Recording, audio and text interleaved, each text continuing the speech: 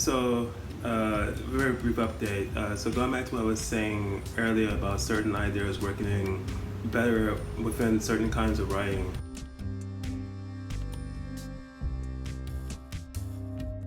I was thinking of the poem that I had that just came on Rodor magazine, why it wouldn't really work well as a story.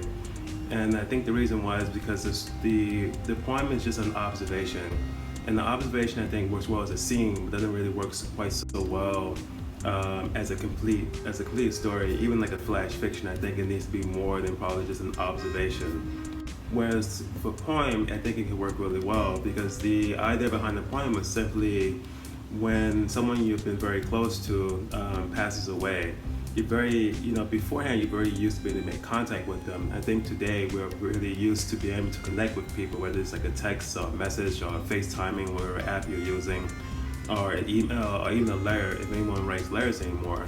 And so it's very easy to remain connected with people, but when they pass away, it becomes literally impossible. And so it's just an observation how it's kind of strange how that's the way it is, because when a person first passes away, you grieve, and then grieving continues on, but it kind of transforms over time.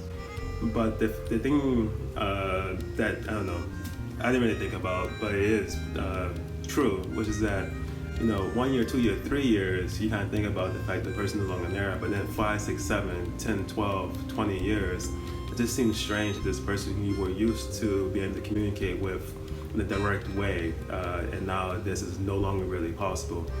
And so the poem is just actually talking about the oddness of that, the kind of strangeness of the way this tends to work. And oddness and strangeness doesn't really make well for a story, because you have a story, you need to have a character who kind of wants something. I mean, there should be some reason in which the story is being written, so the character is actually, whether or not they are very sad and they can't get over the death of a person. And you've seen stories like this, you've seen movies like this too. Or maybe it was like more of a genre supernatural thing. They're trying to reach out to someone who has passed away in some way and actually make more of a direct communication. So I think these things could work as a story. Those kind of ideas work as a story.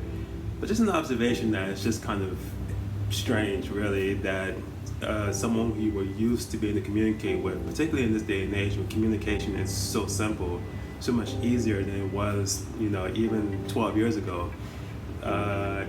It's just very unusual, and so I think that works perfectly as a poem. And really, many of the poets I've interviewed have said that their poems are based upon observations, just kind of things they've thought about. So it's not really, they're not really trying to make a case for anything. They're not trying to really lay out some kind of narrative that can, trying to make a case for it. I think is the way I would phrase it. They're just trying to show a moment in time. Aha. This is why I think the poetry tends to have a lot of aha moments, because it's just like, okay, this person is gone, and I can't make contact with them. That's just a moment. It's not a story, just a moment. Which is why I think that these things can work as a scene, but just not a complete story. So yeah, that was the observation I had.